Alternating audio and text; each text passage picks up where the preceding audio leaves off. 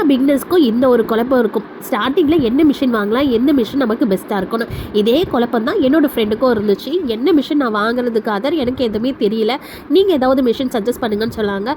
எதுக்கு இவ்வளோ கன்ஃபியூஷன், வாங்க நேர்லேயே கூட்டிகிட்டு போய் காட்டுறேன்னு சொல்லிட்டு தாமரத்தில் இருக்கிற கிருஷ்ணா சூயிங் மிஷின் ஹவுஸுக்கு தான் வந்து நாங்கள் போயிருந்தோம்.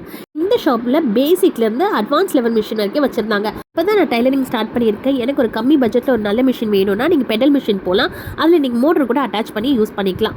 இல்லை கொஞ்சம் ஸ்பேஸ் வந்து கம்மியாக யூஸ் பண்ணுற மாதிரி நல்ல ஒரு அட்வான்ஸாக மிஷின் வேணும்னா நீங்கள் வந்து டேபிள் டாப் போகலாம். இதில் மல்டி ஸ்டிச்சஸ் இருக்கும். ஸ்டார்டிங் ப்ரைஸ் பார்த்தீங்கன்னா 10,000லேருந்து 1 lakh வரைக்கும் இந்த மாதிரி மிஷின்ஸ்லாம் அவைலபிளாக இருக்குது. இதுவே நீங்கள் செகண்ட் ஹேண்டில் மிஷின் வாங்கணும்னு நினச்சிங்கன்னா தாராளமாக வந்து பெடல் மிஷின் வந்து கண்ணு முட்டு செகண்ட் ஹேண்டில் வாங்கலாம். பவர் மிஷின், டேபிள் டாப் மிஷின்லாம் வந்து நீங்கள் செகண்ட் ஹேண்டில் வாங்குறதா இருந்தால் 1க்கு 2 வாட்டி யோசனை பண்ணி வாங்குங்க. அது நல்ல கண்டிஷனில் இருக்கா இல்லையான்னு சொல்லிட்டு நல்லா 1க்கு 2 வாட்டி செக் பண்ணி வாங்குங்க. ஏன்னா பவரை பொறுத்த வரைக்கும் ஒன்ஸ் ஒரு ஃபால்ட் வந்துச்சுன்னா அது அடிக்கடி ஃபால்ட் வர ஆரம்பிக்கும். அதான் செகண்ட் ஹேண்டில் வாங்கும்போது மட்டும் பார்த்து வாங்குங்க.